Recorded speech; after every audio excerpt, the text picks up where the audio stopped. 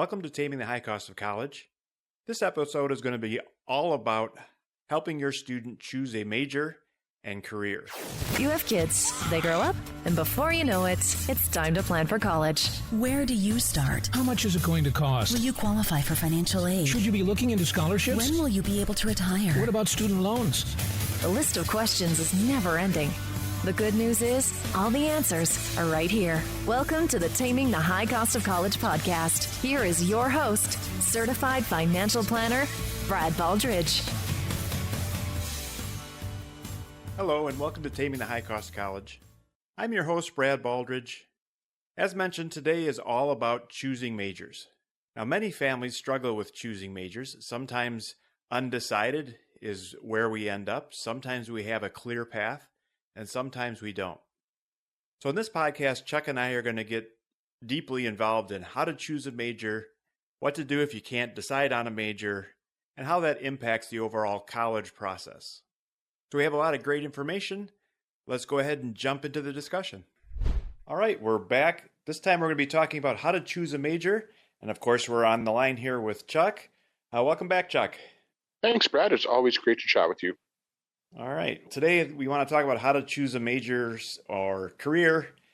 And again, working with a student, I think is, very much in your wheelhouse and not as much in mine. So I think we're going to rely a lot on your wisdom when it comes to choosing a major.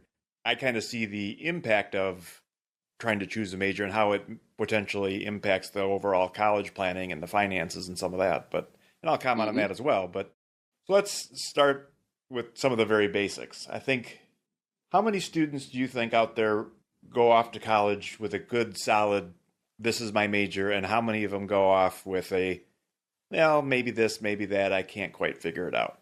Can you give us some statistics?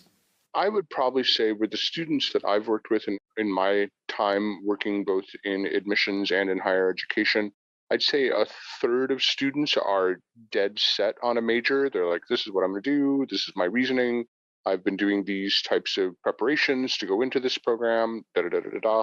So there's about a third that are locked and ready to go. There's about a third that probably are down to a couple majors. So maybe they're, between one, two, or three things, but they have a direction. They have an idea.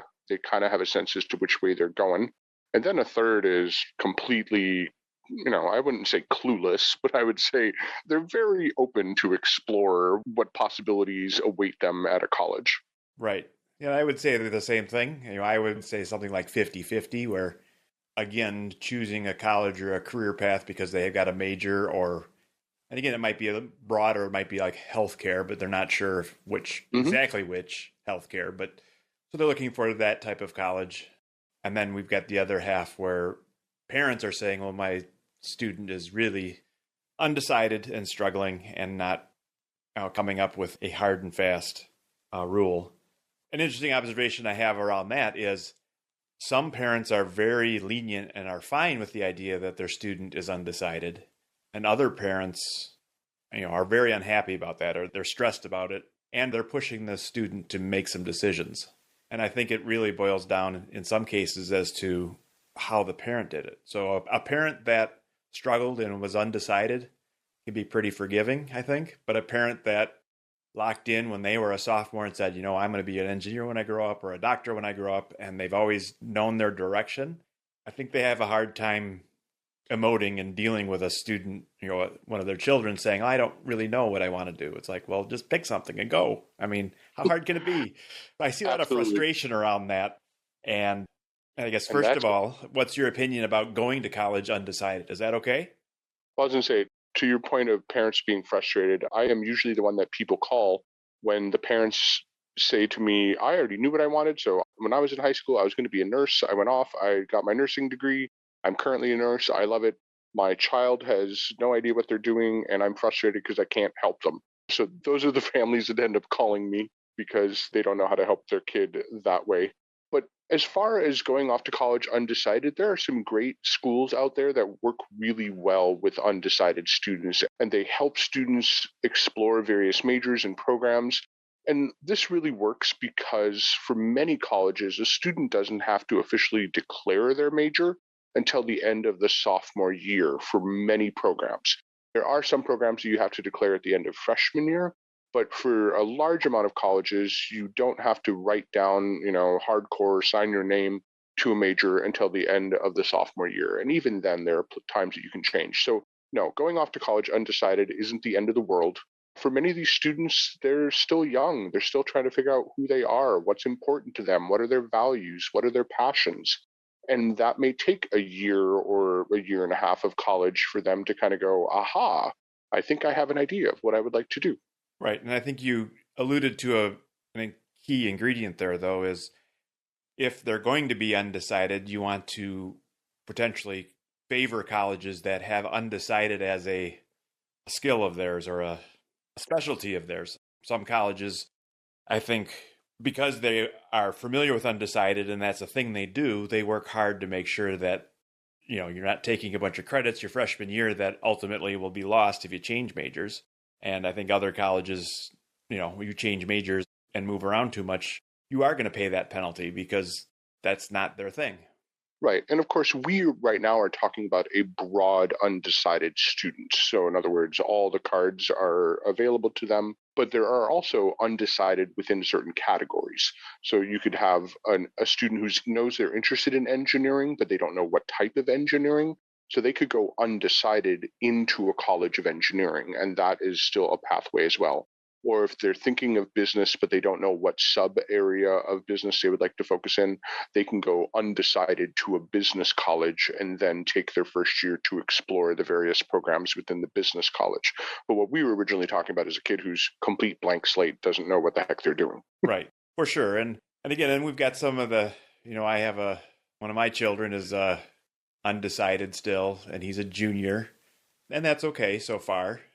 But he changes pretty frequently. Like, I'm leaning towards this, and now I'm leaning towards that. And so it's like we don't take great credence in anything he says because we're pretty sure maybe by next week or the following, it might be something different.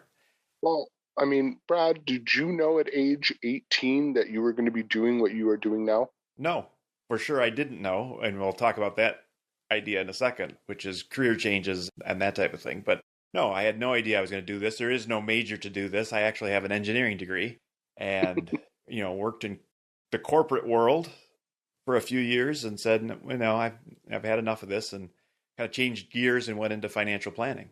So yeah, there was no, I did not follow the grand plan that a typical engineering major would follow, for sure. Well, and there's definitely no perfect undergraduate major for what I do as a college counselor. So I kind of fell into this after working in admissions and, going a different route and planning to originally work in the administration side of colleges, and decided that I really liked being student focused and helping parents, and especially with all the craziness of figuring out higher education. I said, I could become a college counselor and I could help students navigate this. So it kind of fell into my lap. This was not my planned career path at all. Right, for sure. And I think as, seasoned adults, we realize that lots of people change careers or they move into fields that, may be tangential or maybe a complete 180. So your major isn't necessarily your career. And so let's separate that. One of the interesting observations I've, recently kind of narrowed it on is that the idea that there's certain majors and certain careers that go together and they're kind of in lockstep. I mean, pretty much the only way you can become a nurse is to get a nursing degree. And pretty much the only thing you can do with a nursing degree is become a nurse, at least to start. And obviously you can change careers and stuff still, but they really are hand in glove, so to speak. They're kind of all fit together. Whereas if, let's say you wanted to sell real estate, most of the people that sell real estate may or may not have a related degree. They come from all over. My profession, financial planning. Financial planners come from all over because there was no financial planning degree until 5-10 years ago at best is when it started. Yeah, so that leads me to another interesting thing that I've kind of been focusing on recently, and that's how a particular major may lead to a very specific career, and or a specific career needs a particular major. So things like nursing, right? If you study nursing, you're going to become a nurse. And again, and there may be a few jobs that require a nursing degree or might take a nursing degree. But again, a vast majority of nursing majors go on to be nurses, at least to start, and then they might change careers or move into management and other things like that. But there's certainly a lot of, elementary education, nursing, engineering, accounting, lots of those types of majors where, and again, to be a CPA, you have to have an accounting degree. If you have an accounting degree, there's lots of other business and management that you ultimately might move into. So sometimes there's many majors for a particular career, and sometimes there's many careers for a particular major, and sometimes it's a one-on-one relationship. Mm-hmm. And I think most students don't understand that. I think as parents, we probably do because we've been in the world, but I think students think, they understand the study nursing, become a nurse, and study engineering, become an engineer. They don't really understand study general finance and become a financial planner or a real estate broker or a property manager or an advisor of some sort. Or just an accountant for a big firm, or all sorts of other payroll, or all sorts of other things that are out there. Exactly, or entrepreneurship, or now. Again, there's wide open areas that you could go to. Yeah, it's the same thing I hear about. My kid loves to read and write, but what the heck can you do with an English major? And I say, well, basically anywhere where there is written or spoken word, an English major can help with that. So whether it's doing publishing or writing or editing or all sorts of different careers that are connected to English. But I don't think in America we've done a great job of helping students and families understand, okay, if you do this particular major that may not have a direct job, what are the possible jobs that can come from majoring in that particular subject? So that's hard for students and parents to understand. And that's one of the things that I help students and parents do is figure out, okay, what do you do with a history major, and help them realize all the potential career opportunities that are out there. Right. Absolutely. So let's change gears a little bit and talk a little bit about some of the majors out there that are talent-based majors. Things like music and art and those types of things. What makes them different than the typical majors from a parent that has a high school junior that's talking about these types of things? Yeah, so when you're talking about the talent-based majors, music, art, theater, dance, those particular areas, is that those aren't really things that students can just instantly start when they go to college. So it's not like a kid can wake up senior year and say, oh, I think I'm going to be a dance major. This is something that takes years of practice and preparation. They do not have to be, perfect performance ready when they graduate high school, because colleges are really looking for two things. They're looking for that talent, that interest, that skill base that students have started, but they're also looking for teachability. Are these students willing to be taught, willing to be coached, willing to be molded and pushed to the next level? The twist is that when you're searching for colleges, you now add this extra layer of, I not only have to find a great college, but I have to find a college that will serve my talent and help me better my talent in a certain way. So not every college has a dance program or an art program. So maybe are you going to a specific dance college or a specific art school that would push you in those directions?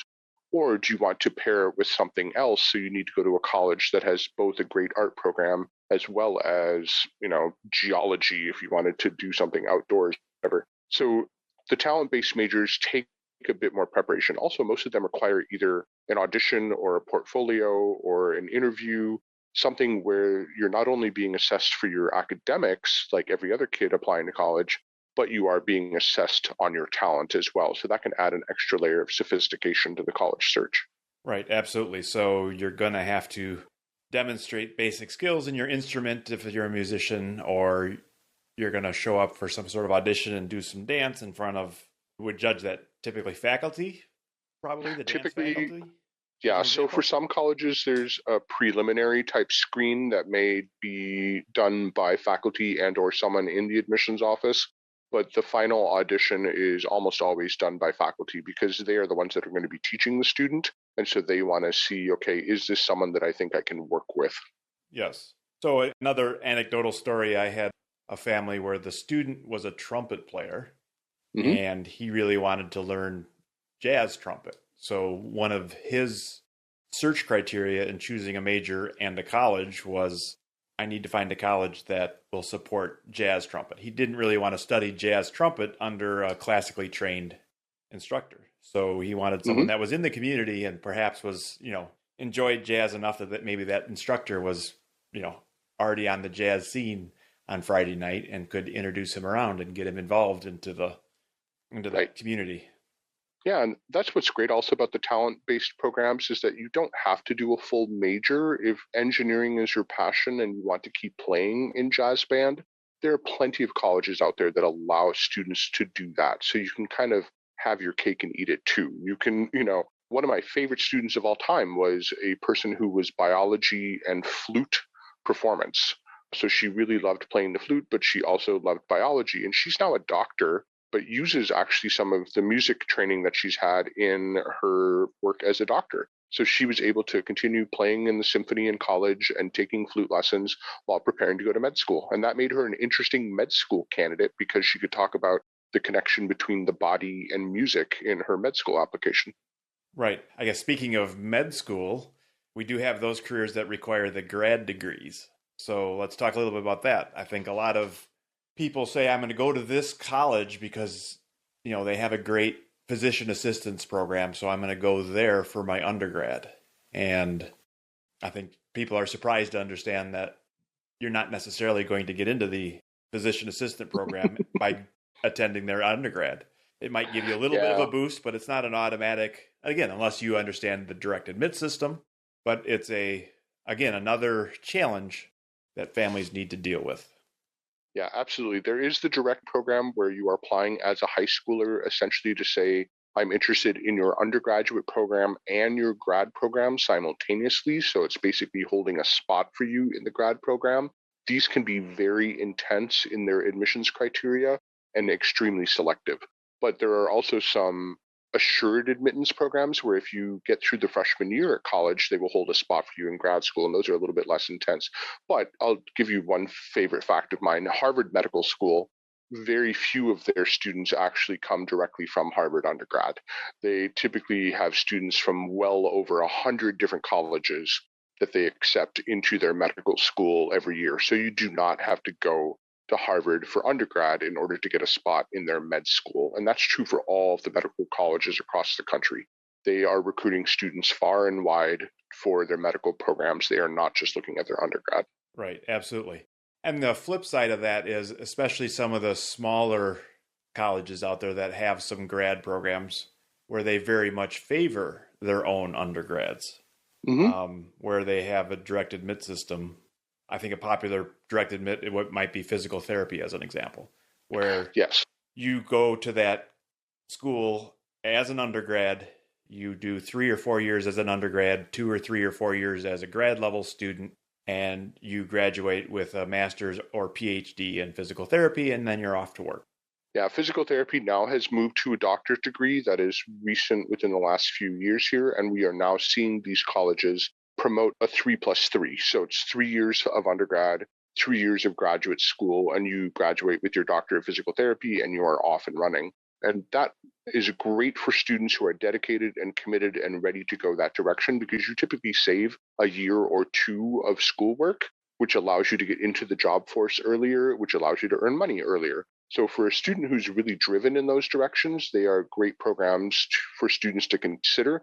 But they are intense. And as you said, like nursing, if you graduate with a physical therapy degree, you're going to be a physical therapist. So there's not a whole lot of other career opportunities that spin off of physical therapy.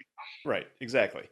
And again, if it's your chosen career path, there's a couple benefits from a financial side of things.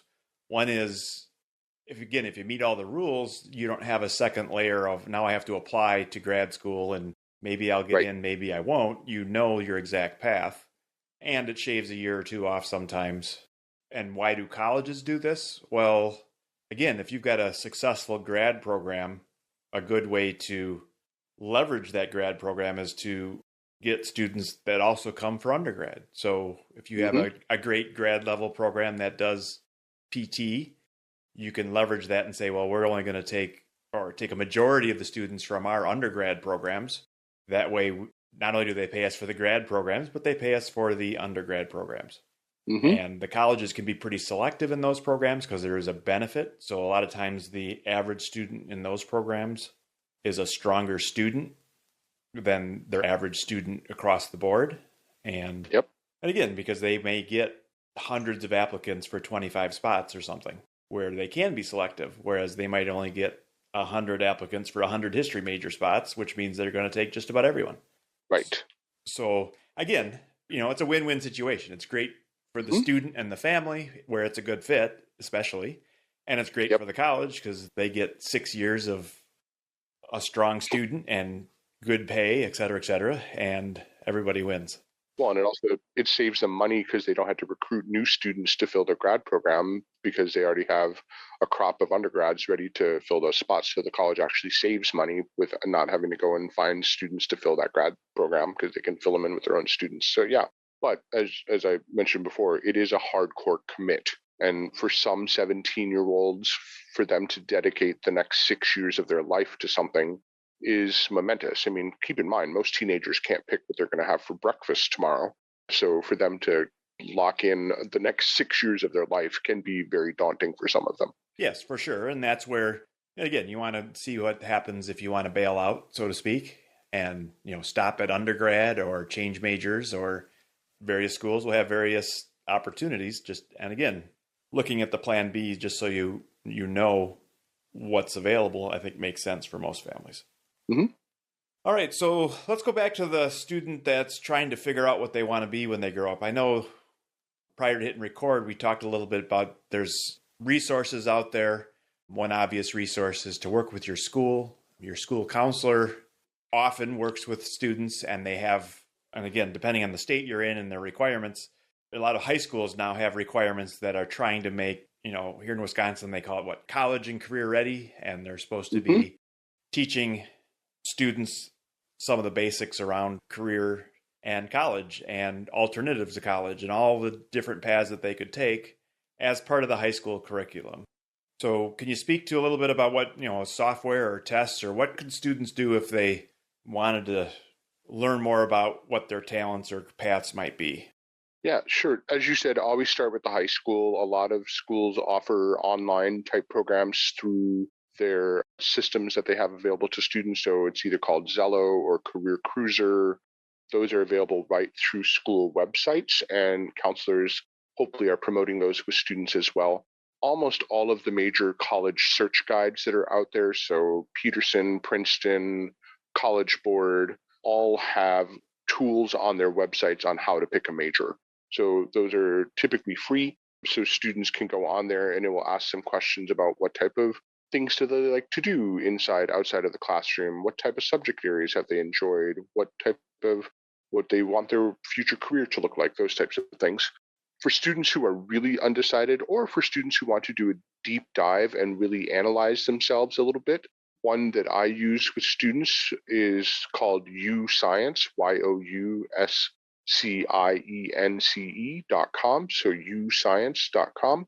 It is extensive. It takes about 2 hours for a student to complete the evaluation.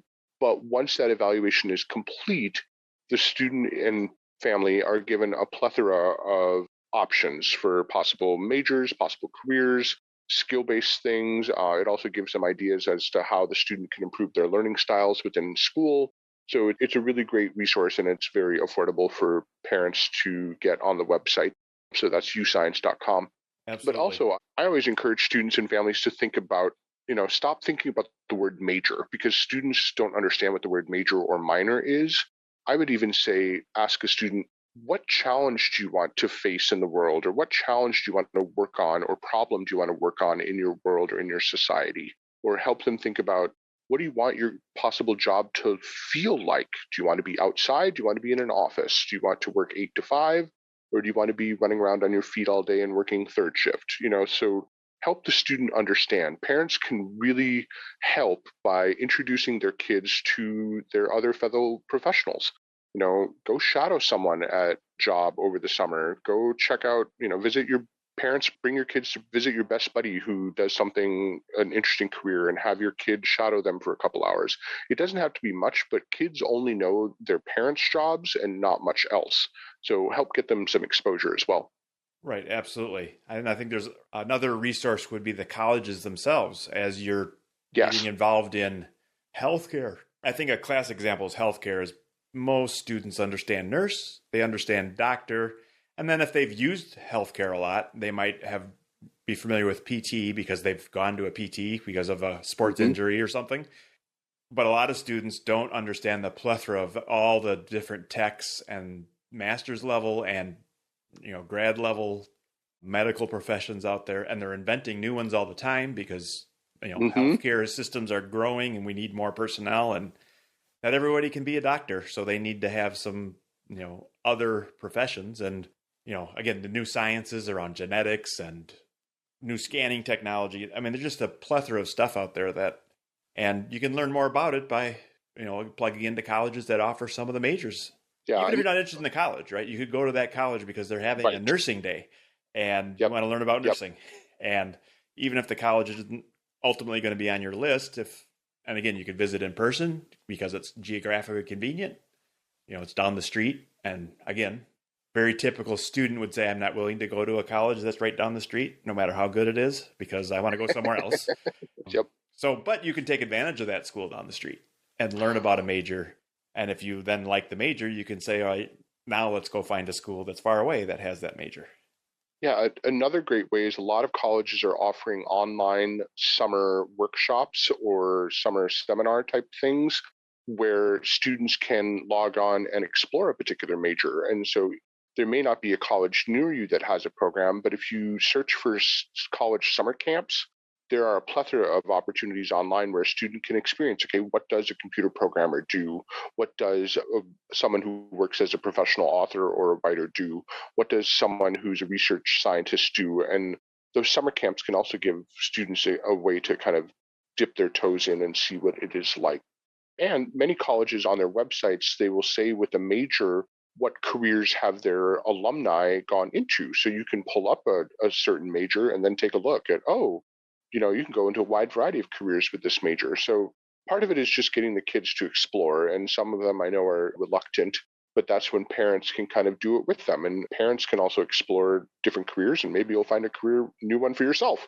So that's a great way to help students just kind of open their eyes and see what all is out there. Right. And then finally, of course, families can hire Chuck or someone like Chuck who can kind of, this is something they've done before. So it's not, they don't have to learn as they go. They've done it over and over and over again. They're the expert. They can help.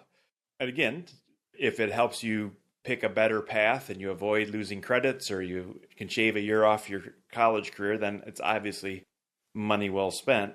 And even if it just leads to a happy, productive student sometime in your future, it's, again, probably worthwhile. It's like everything else, the science and the around it, as well as the specialty of it, has grown. And 25 years ago, when you and I went to college, if you stumbled around and had 4 majors and it took 7 years, almost no harm, no foul, because college wasn't that expensive and you probably could recover from that pretty quickly.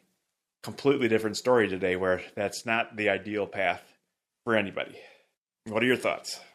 Yeah, I can name some friends who I would call professional students who spent a lot of time in various majors and ultimately graduated with something just to get them out the door.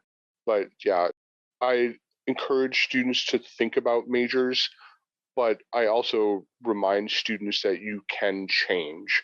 So maybe you start with something broader in undergrad and you go into something a bit more focused in graduate school as a way of honing what you would like to do. I just don't want students to freak out and think that at the age of 17, they need to know what their absolute career is, because that's a lot of pressure on some of these kids. And so I just want them to understand that, we haven't even talked about this, but some students take a gap year after high school and they spend a year trying to explore careers and figure out what they want to do before they go to college. And that is something that I'm seeing increased frequency with. So there isn't a correct path that everyone has to go on. If you're unsure of a major, there are programs out there that can help you. If you're absolutely sure of a major, there are definitely colleges that will fit you and can get you rocking and rolling on that career. And all of those paths are quite perfect. Absolutely. And then to broaden the picture again, maybe a little bit of self-evaluation for the parents to try and figure out what it is that they think college is providing. And does it match with what the student is thinking about? Because college means different things to different people. I know a number of parents that get quote unquote frustrated with, well, that major doesn't lead to a good career. Why would they study that? Or, and again, because they believe college is training for your future job, which again, in many jobs it is, and many majors it is, but other majors maybe not so much. And other families are really interested in the kind of halfway between living at home and being a full-fledged adult. You get these 4 years to get out of the nest, but have some support, and you can go to college. And again, most parents are saying, I want my kid to have that college experience. And what does that mean? And what are you willing to pay for it? So I think there's a couple of different thoughts around, what are your goals that kind of are impacted by major and career choice and some of those things. Yeah, absolutely. I can't agree with you more that part of college is learning how to be independent and learning how to be, a self-initiator, a self-starter, an explorer, a navigator. So part of the job of college is to help our kids grow up. It may not be perfectly to get a, here's your, six-figure job right out of college. That might not be the purpose for everyone. For some, it is literally giving the students the opportunity to spread their wings, explore new things, maybe live in a different part of the country, maybe try a new sport or try a new activity, but really help them interact with new people, learn how to learn and unlearn, and learn how to do new projects with new types of students that they've never interacted with before. So those are some things that are valuable skills. And when you talk to employers, they want students who can communicate, who can interact, who can work with a wide variety of people, who are not afraid to jump in and try something new. And those are some just basic skills that are learned at college no matter where you go. Right, absolutely. So again, I think we could talk about this for another hour or two, but we need to wrap things up. So let's wrap it up. I guess one of the things that you and I will do, and we talked about this earlier, is we're going to put a PDF together where we're going to put some of the links to the software, books, other resources around choosing a major that, again, to kind of build a cheat sheet for parents that might need some help.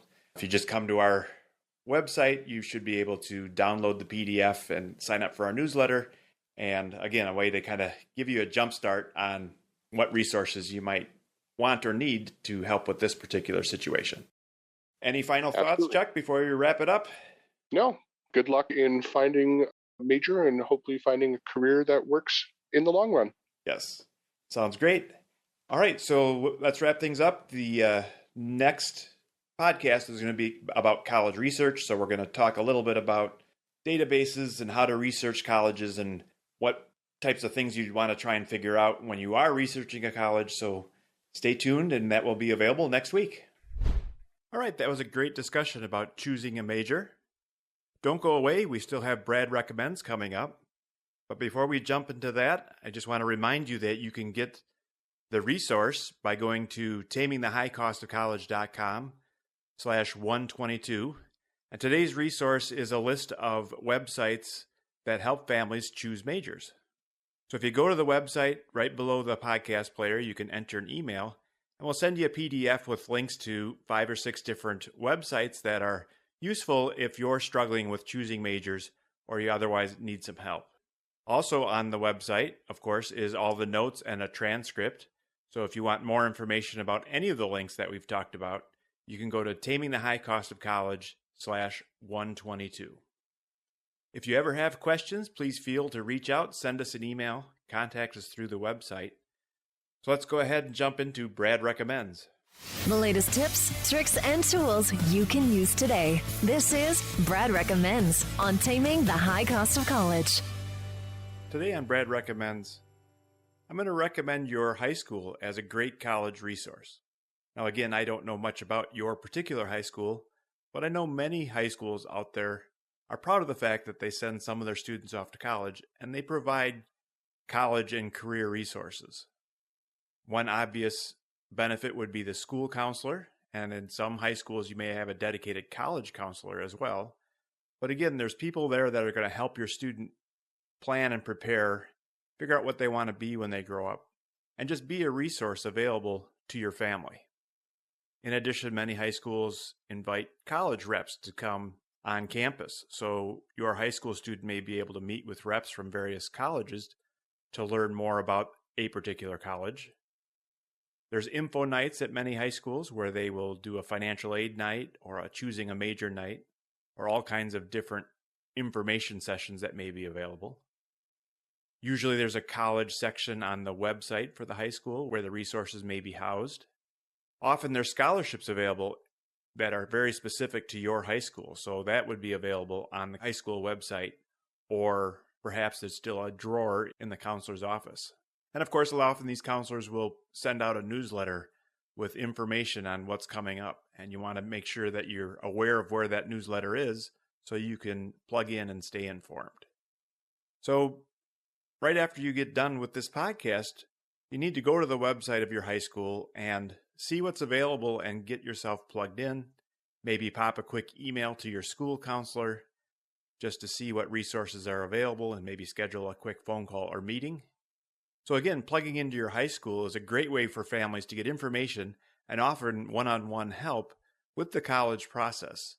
You just need to be aware of what's available and take advantage of it. All right, that's all we have for today. I appreciate you listening. Again, we would love to get reviews, so if you've enjoyed these episodes, please give us an honest rating and review in Apple or wherever it is that you're getting your podcast from. They help us get found by other people that are looking for information on college. That's all we have, and we'll see you next week. Thank you for listening to the Taming the High Cost of College podcast. Now it's time for you to take action. Head to tamingthehighcostofcollege.com for show notes, bonus content, and to leave feedback for Brad. The next step on your college journey starts now. Brad Baldridge is a registered representative of Cambridge Investment Research and an investment advisor representative of Cambridge Investment Research Advisors, a registered investment advisor. Securities are offered through Cambridge Investment Research Incorporated, a broker-dealer and member of FINRA and SIPC. Brad owns two companies, Baldridge Wealth Management and Baldridge College Solutions. The Baldridge companies are not affiliated with Cambridge Investment Research.